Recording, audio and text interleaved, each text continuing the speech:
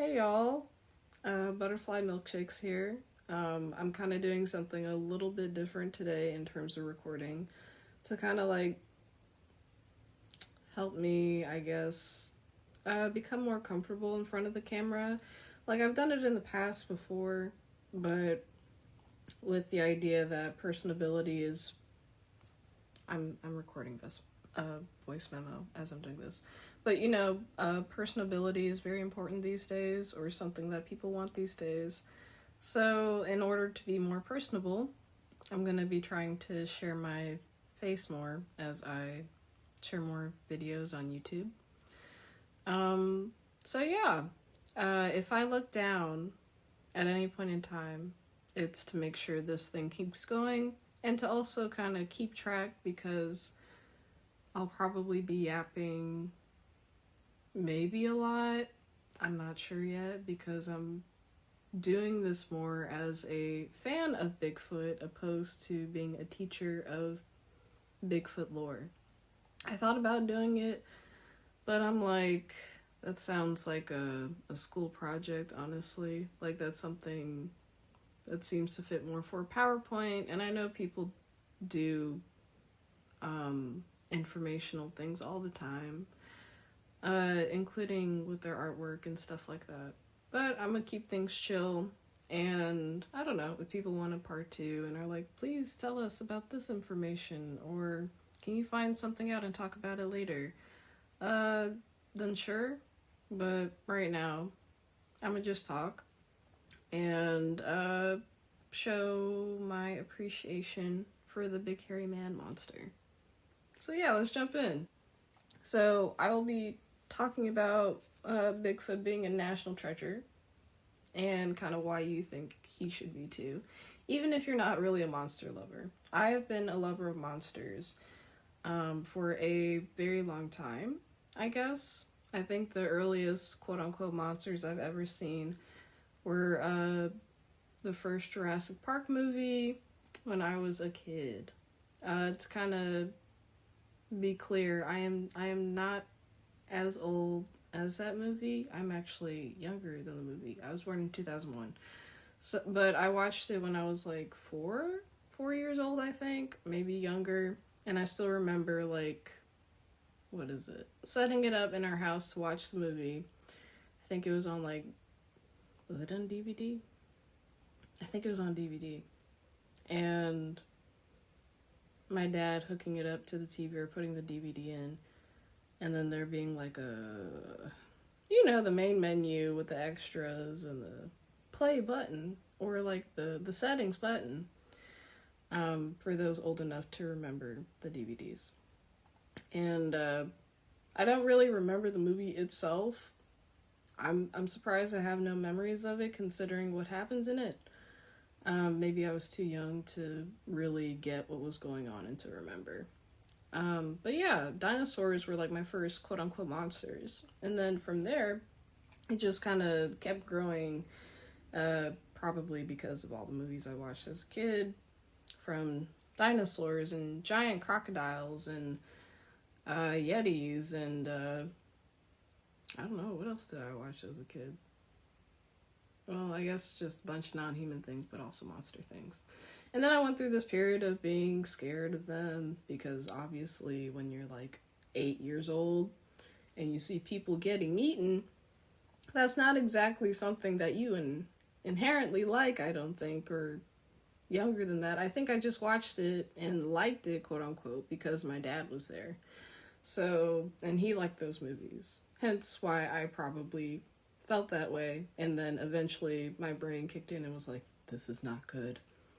Which led me down to the world of cheesy monster movies like Sharknado and Sharktopus and Piranhaconda, which had all bad acting and, a few gems were here and there, bad CGI, but it was the creativity that always kind of inspired me, I guess. Like, even though it was bad, someone came up with the idea of a giant anaconda with a piranha head that would run into people to eat them and turn them into clouds of blood. What does this have to do with Bigfoot? You might be thinking. It has everything to do with Bigfoot. So Bigfoot for me, I feel like I don't even remember specifically when Bigfoot jumped onto my radar. I think it was probably during that whole elementary phase of when everything is new. Everything's new, everything's cool. A man landed on the moon. Oh, there are stars in the sky. The water's not actually blue. Kind of like during that era of when you're kind of sifting through your brain what exists in this world and why it exists and what's true and what's not true. So with Bigfoot, there were stickers I've seen just randomly everywhere. And then I would also see these, what are they called again? Mockumentaries. Mockumentaries of Bigfoots and Yetis. The Yeti kind of stood out to me more, probably because it was known to eat people, and there was a movie. Well, actually, was it known to eat people? Or was that the movie I watched? I think it was just the movie that I watched where Yetis were eating people. It was this whole movie. I think it was called literally Yeti or something like that. Where this like plane of high schoolers or college students landed in the Himalayan mountains and everyone's cold and dying, and then you get these two Yetis coming out and chomping on people like they're eating chicken legs, just ripping off their body parts, including legs and arms, and just eating them up. So there were the Yetis, but then Bigfoot would kind of just be, for me as a kid, kind of like the hairy hermit who exists in pine tree woods, who just wanted to be left alone. And then, of course, those, the Jacqueline commercials? He was on commercials too. And there would be this huge hairy Bigfoot just eating whatever the food it was. I'm almost certain there was a deodorant commercial too, or some sort of spray commercial. But either way, he made his appearances every now and then. And the only time that people really, or I heard anything about Bigfoot and what he did and who he was through mockumentaries and the occasional,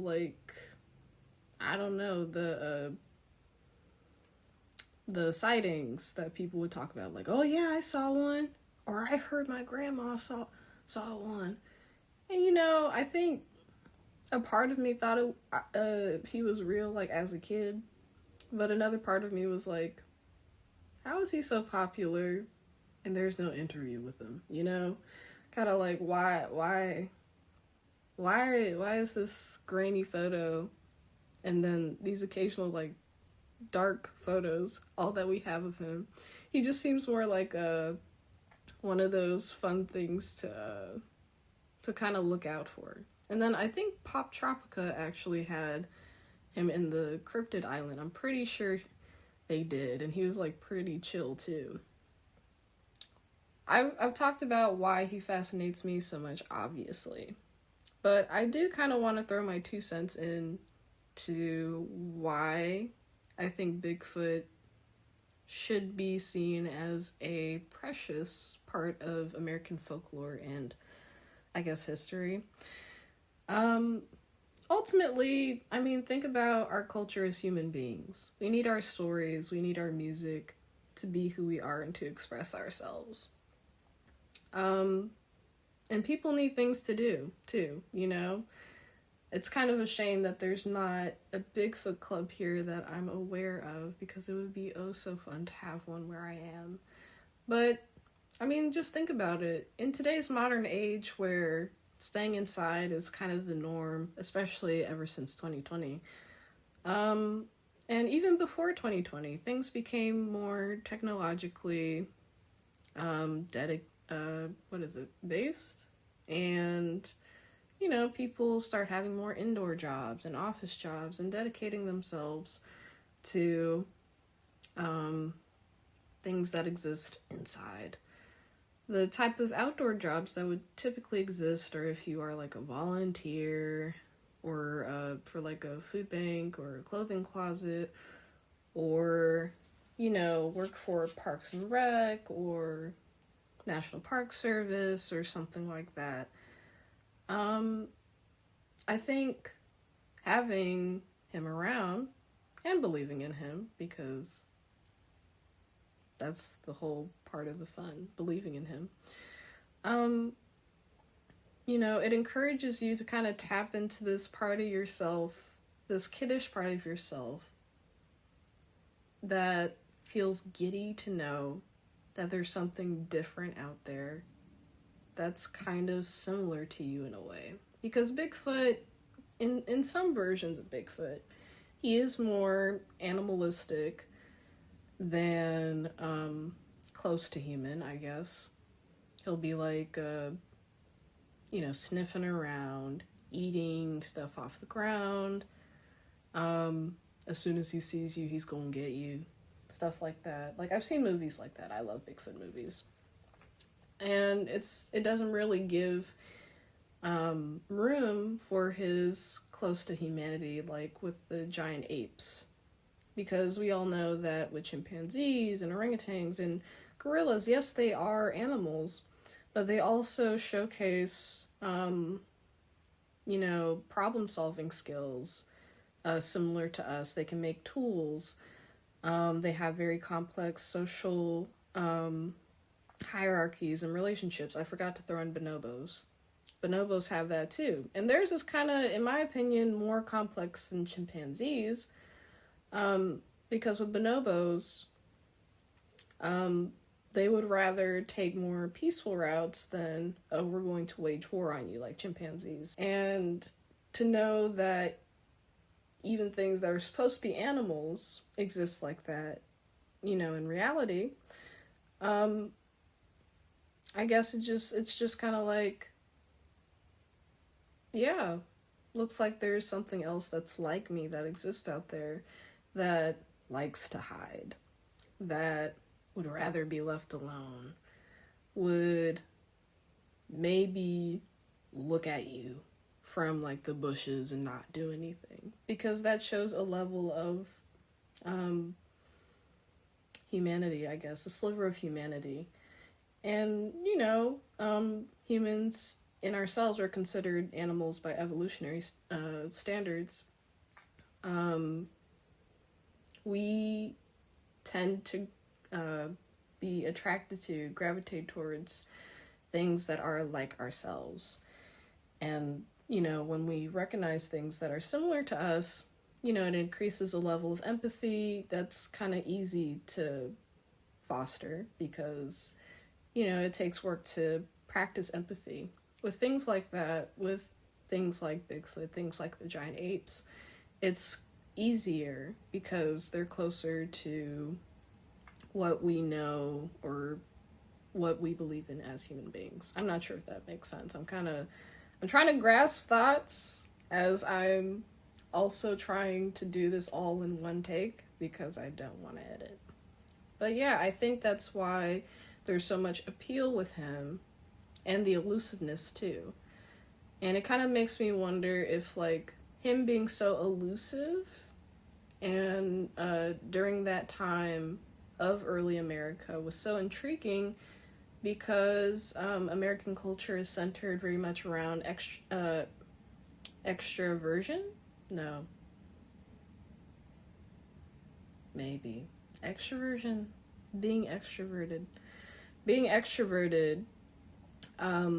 Extreme, expansive developmental projects, urban sprawl that was happening. Finding the unknown, the Oregon Trail, people spreading out and finding new places in America to exist in, because they wanted to see what was out there, or they wanted more opportunities, or they wanted to do something themselves. To know that something out there that is similar to you, but is not really like you, is so secluded and prefers to be that way, would probably be kind of crazy to the typical American. And it kind of is still crazy to think of, because we have hermits. Like, in all countries probably have a hermit. or their idea of a hermit. And to this day, modern America, hermetism is still something that kind of baffles people. It's like, what do you mean you're living all the way out there and you don't ever want to come into contact with people ever? Or limit your contact to people. Which maybe that's another reason why I like Bigfoot. I was planning on being a hermit, and still kind of am to a certain extent. Maybe like half and half.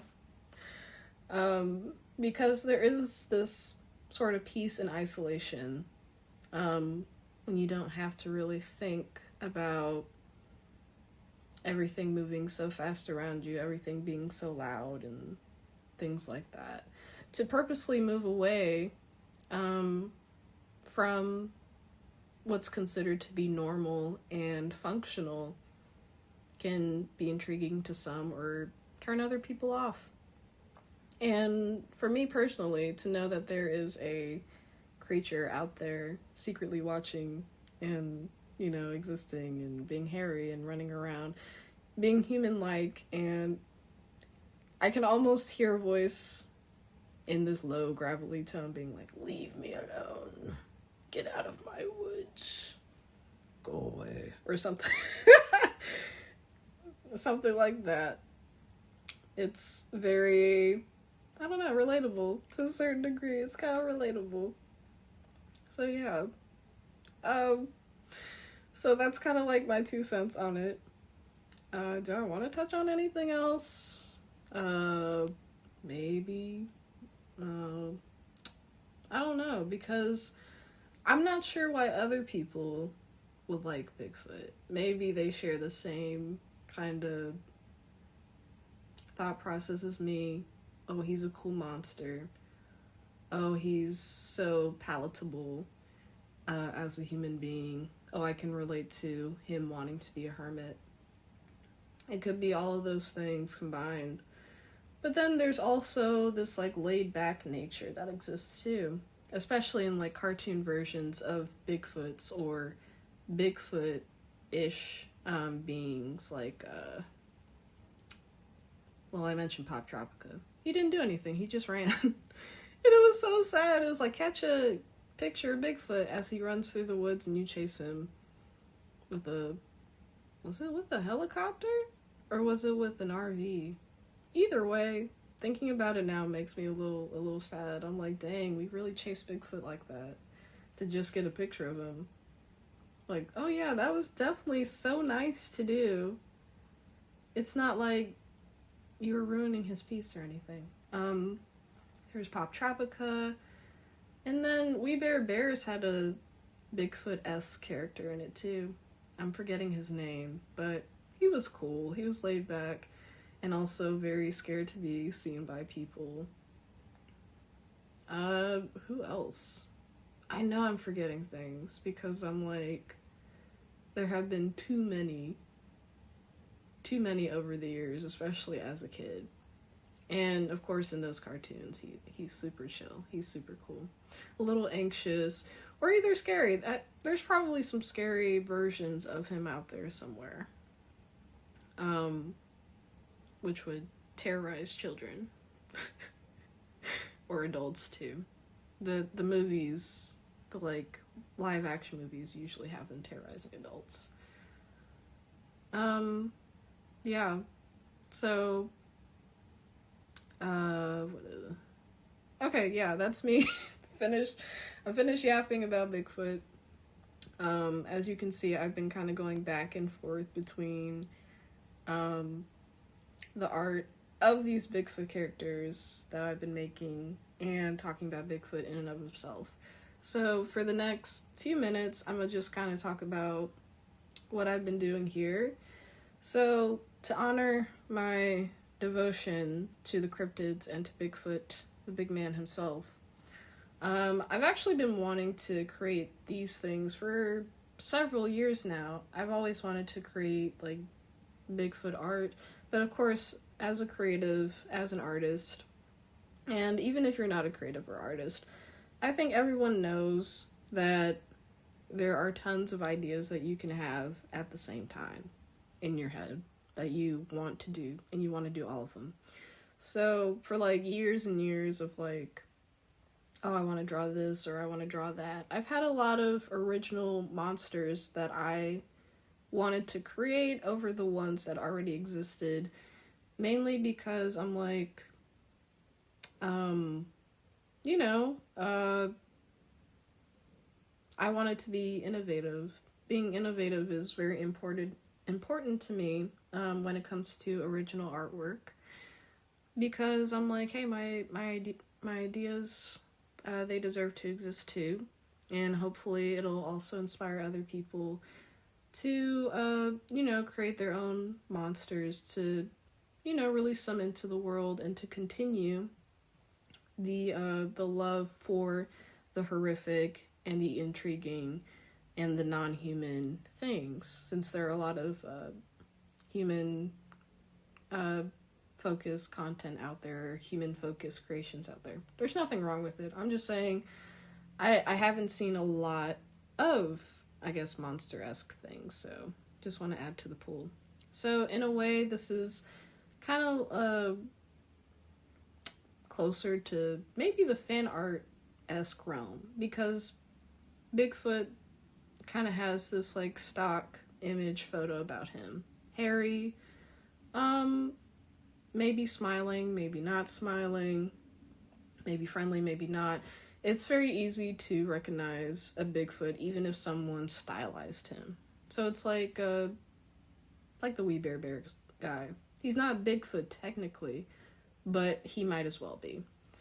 In this case, what I'm drawing are Bigfoots, and I kind of wanted to throw my little spin on the lore.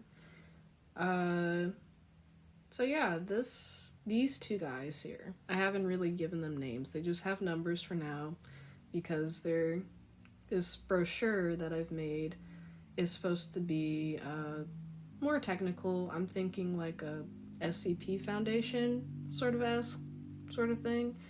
Of course, this is my first one, so it isn't as professional looking as I would like for it to be, but hopefully I'll have more time to make more things in the future, because Bigfoot isn't the only thing that I like. I also like the Chupacabra and the Loch Ness Monster. So hopefully I'll be able to kind of have a system down pat for making infographics or brochures for things like this. But anyway, these two, I haven't really decided whether I want them to be cousins or brothers yet, because I'm like, it would affect their relationship between each other, and right now in my mind, I don't really know how they would even talk to each other. Like, when they see each other, would they fight? If they see each other, would they just stare at each other? Or would one hug the other? You know, the orange furred one is definitely a hugger. Should you go hug him? Should is not the exact, the best word to use, but according to the park service, you should not go up to hug him. But he does love hugs. So I'm trying to figure out what I would do, because the orange one, he's sweet. So he would definitely hug the green one. But the green one would definitely not hug the orange one. Could they fight each other at least once? Probably. The question is when. Would they do it when they're adults or when they were children? In this brochure, they're both adults. Maybe I should give some backstory, because I feel like I've talked but barely said anything. The green one is supposed to be like the leave me alone type of dude. And the green on his fur is supposed to be moss growing on it, because he's so stagnant in terms of where he goes. And you know, he lives like in this cave, in this damp cave, and these trees, this kind of wetland-ish area. Yeah, kind of like a, what do they call it? Tropical, not a rainforest. I forgot the name. But basically, tropical forests that exist in America. There's a specific name for it that I'm trying to think of. We only have a few because of deforestation. We only have a few of these places left, unfortunately, but that's kind of like what I'm thinking. So yeah, if you see him, leave him alone. Hint, hint, wink, wink. Maybe he might be angry, he might not be. There's a bit of lore that I want to throw in, but for now, we only have this brochure. And then the orange one, like I said before, he's sweet, he'll walk around, he'll explore, and he likes to be well-groomed. He likes to make sure he is moisturized. He's definitely, what would I call him? I don't know. Oh, I guess he would be the one that slays the most out of the both. That's not the word I was thinking of, but that's the only thing I can really think of right now. The only one, the one that slays between the two. So these two are the ones in the world right now. There might be more. It might just be those two. And I'm still trying to figure it out. Not sure if I'll expand on it in the future. But right now it's just kind of fun to play with. And you've probably seen me working on this like in the past video when I was just kind of talking about some life stuff. That was the process in and of itself. So if you want to go back, I'm not really sure the timestamp for that. But basically, if you like scrub through and you see like maps being zoomed in and out, that's kind of like around the place where I was working on it. And then I'm hoping to turn the orange guy into a sticker. Which I don't really know who I'll do that through yet, because I'm trying to be environmentally conscious. And then also weed out who has good quality stickers and who doesn't. Because some people out here, they be cheap and they be giving bad quality products to people. So, yeah, when I'll send those out, I don't really know. It might be in October. I was hoping the summer, but there's a lot been going on this summer. And then I'm not sure about the brochure too. I kind of wanted to sell the brochure, but I don't know if that's a good idea, because usually people want things like that if they're like into it, you know? Like what is that called?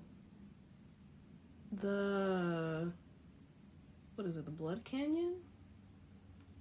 I'll throw it up here somewhere or something. There's like this, I'm not sure if it's even niche, but I was watching Wendigoon. He did this video about a creature that existed in the ground, a giant one, and they like were drilling, and that's how they found it, and there was like blood squirting everywhere. And then people started creating attractions through its body. I think that's where I got the idea from, to make that infograph or brochures. I would buy a brochure from that person, whoever came up with that idea. Sorry that I'm not remembering the name. But yeah, I would do that. So if people are like into it, I'd probably do it for these two. Yeah, I'd probably do it for these two, but people would have to want it. And I'm not sure if that's really a thing. So much to think about. So many business things to think about. Oh my gosh. Okay, well, I'm done talking about Bigfoot. That's kind of it for now. Of course, there will be future videos talking about, I guess, what inspires me, what's going on, etc., etc. If there's something you want me to cover specifically, let me know in the comments. If you like this video, click the like button. And if you want to see more of what I do, subscribe so that you get a heads up as to what I'm doing. So yeah, thank you for your time. Thank you for listening to me. I hope you had fun. I hope you had a couple laughs, a couple of relatable moments. And yeah, I will sign off now. So, bye.